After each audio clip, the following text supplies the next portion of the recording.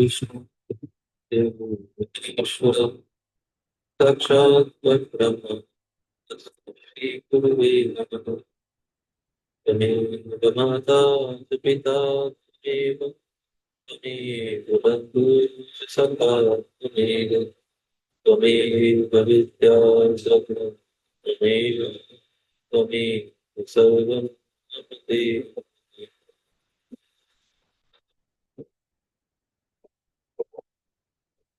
ब्रह्मदेव के द्वारा देवी पार्वती के नख को देखने के बाद भगवान शिव के कोप को शांत करने के लिए देवताओं के द्वारा की जा रही स्तुति को हम आगे वर्णन कर रहे हैं। देवगण बोले, आप संसार की उत्पत्ति, पालन तथा प्रलय के कारण हैं। इस संसार को आपकी अपेक्षा है, किंतु सर्वत्र व्यापक आप पर किसी की अपेक्षा नहीं है। आप एक होते हुए भी सत्य एवं असत हैं, द्वैत एवं अद्वैत हैं। गढ़े हुए तथा ना गढ़े हुए स्वर्ण में जैसे वस्तु भेद नहीं है, वैसे ही आप भी हैं। पुरुषों ने अज्ञानता के कारण आप में विकल्प का आरोप किया है, इसीलिए सोपाधि में भ्रम का प्रतिकार किया जाता है, किंतु निरुपाधि में नहीं। हे महेशान, हम सब आपके दर्शन मात्र से धन्य हो गए, क्योंकि आप दृढ़ भक्तों को आनंद प्रदान करते हैं। अतः हे शंभु, हम लोगों पर दया कीजिए। आप आदि हैं, आप अनादि हैं, आप प्रकृति से परे पुरुष हैं। आप विश्वेश्वर, जगन्नाथ, निर्विकार एवं पर से भी परे हैं।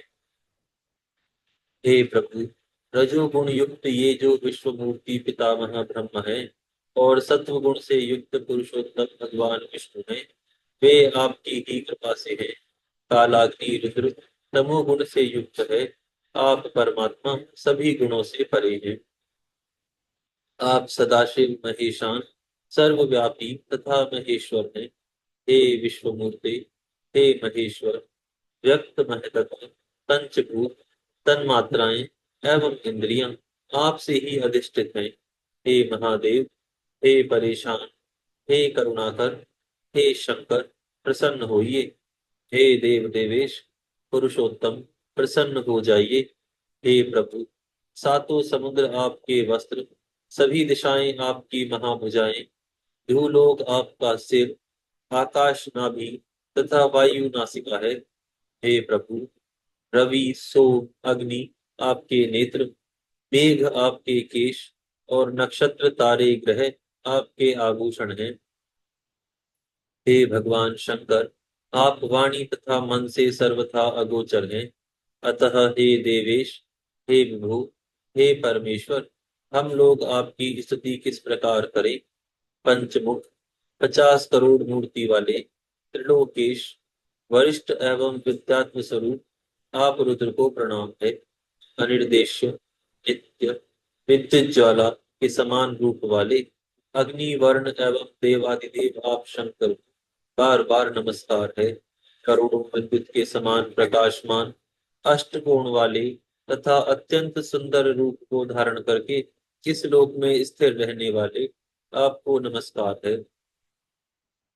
ब्रह्मा जी बोले, उन देवताओं की यह बात सुनकर प्रसन्न हुए भक्त वत्सल परमेश्वर ने मुझ ब्रह्मा को शीघ्र ही अभय प्रदान कर दिया।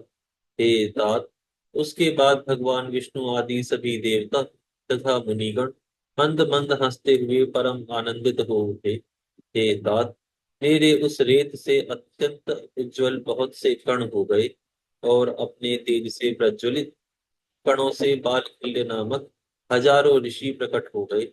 हे मुनि, तब वे सभी ऋषि मेरे समीप खड़े हो गए और बड़े प्रेम से मुझे हे तात कहने लगे। तब ईश्वर की इच्छा से प्रेरित हुए नारद जी, यानी आप क्रोध युक्त चित्त से उन बालखिल्य ऋषियों से कहने लगे। नारद जी बोले, अब आप लोग एक साथ ही गंधमादन पर्वत पर चले जाइए। आप लोग यहाँ मत रुकिए। आप लोगों का यहाँ कोई प्रयोजन नहीं है। वहां कठोर तपस्या करके आप लोग मुनीश्वर और भगवान सूर्य के शिष्य होके मैंने यह बात शिव जी की आज्ञा से कही है। ब्रह्मा जी बोले, इस प्रकार कहे गए वे बालखिल्य शंकर जी को नमस्कार करके शीघ्र ही गंधमादन पर्वत पर चले गए। हे मुनीश्वर, तब शिव जी के द्वारा प्रेरित भगवान विष्णु आदि ने मुझे बहुत समझाया और मैं निर्भय हो गया। और फिर सर्वेश शंकर को भक्त वत्सल, संपूर्ण कार्यों को करने वाले तथा दुष्टों के गर्व को नष्ट करने वाले समझकर उनकी स्तुति करने लगे। हे देवदेव, हे महादेव, हे करुणा सागर, हे प्रभु, आप ही सब प्रकार से सबके कर्ता कर्ता तथा हर्ता हैं। मैंने यह अच्छी तरह जान लिया है कि जिस प्रकार बलवान बैल नाथने में वश में हो नाथने से वश में हो जाता है, उसी प्रकार यह सारा चराचर जगत आपकी इच्छा से स्थित है। इस प्रकार कहकर हाथ जोड़ मैंने भगवान शिव को प्रणाम किया और भगवान विष्णु आदि अन्य सभी ने भी उन महेश्वर की स्तुति की। तब दीन भाव से की गई विष्णु आदि सभी देवताओं की तथा मेरी शुद्ध स्तुति सुनकर महेश्वर प्रसन्न हो गए। हे मुनि, उन्होंने प्रसन्न चित्त होकर मुझे अति श्रेष्ठ अभयदान दिया। सभी ने महान सुख प्राप्त किया और मुझे अत्यंत प्रसन्नता हुई। यहाँ पर 49वां अध्याय पूर्ण होता है। यहाँ से 50वां अध्याय प्रारंभ होता है। इस अध्याय में भगवान शिवा और देवी शिवा और भगवान शिव के विवाह कृत्य संपादन के अनंतर देवियों का भगवान शिव से मधुर वार्तालाप का वर्णन किया गया है। ब्रह्मा जी बोले, हे नारद, तदनंतर मैंने शिव जी की आज्ञा से मुनियों के साथ परम प्रीति से शिवा शिव के विवाह के शेष कृत्य का संपादन किया। उन दोनों के सिर पर आदर पूर्वक मांगलिक अभिषेक हुआ और ब्राह्मणों ने आदर के साथ उन्हें ध्रुव दर्शन कराया। हे विपेंद्र, उसके बाद हृदयालंबन का कर्म तथा बड़े महोत्सव के साथ स्वस्ति वाचन हुआ। ब्राह्मणों की आज्ञा से भगवान शंभु ने शिवा की मांग में सिंदूर लगाया। उस समय गिरिजा अत्यंत अद्भुत अवर्णनीय रूपवती हो गई। तत्पश्चात ब्राह्मणों की आज्ञा से दोनों एक आसन पर विराजमान हुए और भक्तों के चित्त को आनंद देने वाली अपूर्व शोभा से संपन्न हो गए। हे मुनि, तदनंतर अद्भुत लीला करने वाले उन दोनों ने अपने स्थान पर आकर मेरी आज्ञा से प्रसन्नता पूर्वक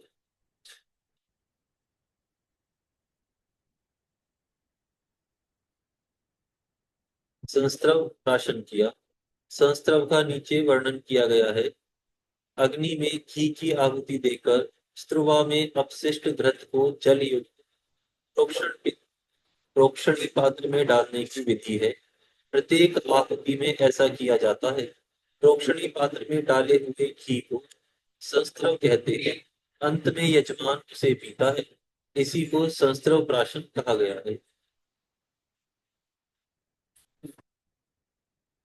इस प्रकार विवाह यज्ञ के विधिवत संपन्न हो जाने पर प्रभु शिव ने कुछ लोककर्ता ब्रह्मा को पूर्ण पात्र का दान किया। तत्पश्चात शिव जी ने आचार्य को विधि पूर्वक गौदान दिया तथा मंगल प्रदान करने वाले जो अन्य महादान हैं उन्हें भी बड़े प्रेम से किया। उसके बाद उन्होंने बहुत से ब्राह्मणों को अलग अलग 100 स्वर्ण मुद्राएं, करोड़ों रत्न तथा अनेक प्रकार के द्रव्य दिए। उस समय सभी देवगण एवं अन्य चराचर जीव हृदय से अत्यंत प्रसन्न हुए और जोर जोर से जय ध्वनि होने लगी। सभी ओर मंगल ध्वनि के साथ गान होने लगा और सबके आनंद को बढ़ाने वाली रम्य वाद्य ध्वनि होने लगी। उसके बाद मेरे साथ भगवान विष्णु, देवता, मुनिगण तथा अन्य लोग हिमालय से आज्ञा लेकर प्रसन्नता पूर्वक अपने अपने निवास स्थान गए। उस समय हिमालय के नगर की स्त्रियां प्रसन्न होकर शिवा एवं शिव को लेकर दिव्य कोहबर घर में गईं। वहां पर वे स्त्रियां आदर के साथ लौकिकाचार करने लगी। चारों ओर आनंद प्रदान करने वाला महान उत्साह फैल गया। उसके बाद उन सभी ने लोगों का कल्याण करने वाले उन शिव शिवा को महादिव्य निवास स्थान में ले जाकर प्रसन्नता पूर्वक लौकिकाचार किया। तत्पश्चात हिमालय के नगर की स्त्रियां समीप में आकर मंगल कर्म करके दंपति को घर में ले गईं। वे जय जयकार ग्रंथि बंधन खोलने लगी। उस समय वे कटाक्ष करती हुई मंद मंद हंस रही थी और उनका शरीर रोमांचित हो रहा था। वे श्रेष्ठ स्त्रियां वासगृह में प्रवेश करते ही मोहित हो गईं और सुंदर रूप तथा वेश वाले, संपूर्ण लावण्य से युक्त, नवीन यौवन से परिपूर्ण, कामिनियों के चित्त को मोहित करने वाले, मंद मंद मुस्कान युक्त, प्रसन्न मुखमंडल वाले, कटाक्ष युक्त, अत्यंत सुंदर, अत्यंत सूक्ष्म वस्त्र धारण किए हुए और अनेक रत्नों से विभूषित परमेश्वर को देखती हुई अपने अपने भाग्य की प्रशंसा करने लगी। उस समय 16 दिव्य नारियां बड़े आदर के साथ इन दंपति को देखने के लिए शीघ्र ही पहुंच गईं। सरस्वती, लक्ष्मी, सावित्री, जानवी, अदिति, शची, लोपामुद्रा, अरुंधति, अहल्या, तुलसी, स्वाहा, रोहिणी, वसुंधरा, शतरूपा, संज्ञा और रति, ये देव स्त्रियां हैं। अन्य जो जो मनोहर देव कन्याएं एवं मुनि कन्याएं वहां स्थित थी, उनकी गणना करने में कौन समर्थ है। उनके द्वारा दिए गए रत्न के आसन पर शिवजी प्रसन्नता के साथ बैठे। इसके बाद सब देवियां क्रम से मंद मंद हंसती हुई उनसे मधुर वचन कहने लगी। सरस्वती देवी बोली, हे महादेव, अब प्राणों से भी अधिक प्यारी सती देवी आपको प्राप्त हो गई है। हे कामुक, इनके चंद्रमा के समान आभा वाले प्रिय मुख को प्रसन्नता पूर्वक देखकर आप संताप को त्याग दीजिए। हे कालेश, आप इस सती का आलिंगन करते हुए अपना समय व्यतीत कीजिए। सभी समय आपके आश्रित रहने वाली इस सखी से आपका वियोग नहीं होगा। देवी लक्ष्मी बोली, हे देवेश, अब लज्जा का त्याग कर।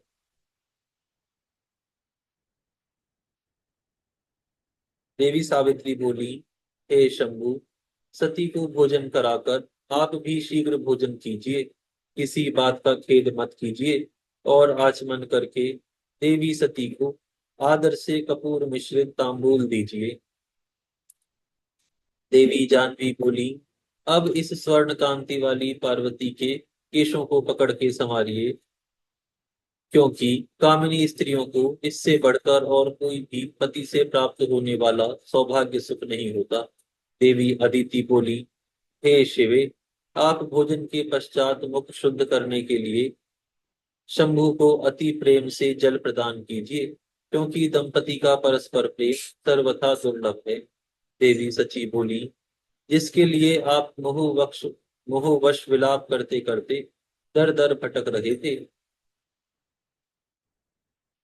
उस प्रिया के प्रति आपको लज्जा क्यों। लोपामुद्रा बोली, देवी लोपामुद्रा बोली, हे भगवान शंकर, भोजन करके आप वास गृह में जाइए। यह स्त्रियों का व्यवहार है। आप शिवा को तांबूल देकर शयन कीजिए। देवी अरुंधति बोली, हे शिव, माता मैना आपके निमित्त देवी पार्वती को देना नहीं चाहती थी, किंतु मेरे बहुत समझाने पर उन्होंने देवी पार्वती को देना स्वीकार किया। अब आप इनसे अधिक प्रेम कीजिए।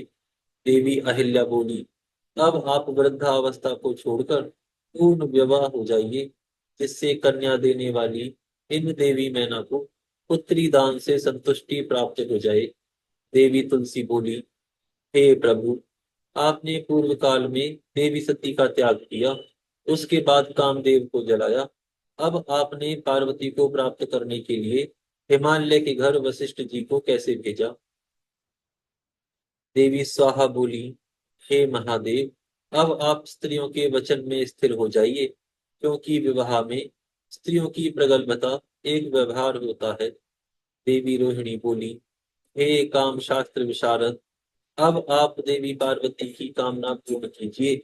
आप स्वयं कामी हैं, अतः कामिनी के काम सागर को पार कीजिए। देवी वसुंधरा बोली, हे भावक, आप कामार्थ स्त्रियों के भाव को जानते हैं। हे शंभु, स्त्री अपने स्वामी को ईश्वर भाव से निरंतर सेवा करती है। वह पति के अतिरिक्त अपनी किसी भी वस्तु की रक्षा करना नहीं चाहती। देवी शत्रुपा बोली देवी शत्रुपा बोली, भूख से तड़पता हुआ व्यक्ति दिव्य सुख का भोग किए हुए बिना ही संतुष्ट नहीं होता। अतः हे शंभु, जिससे स्त्री को संतुष्टि हो, आपको वही करना उचित है।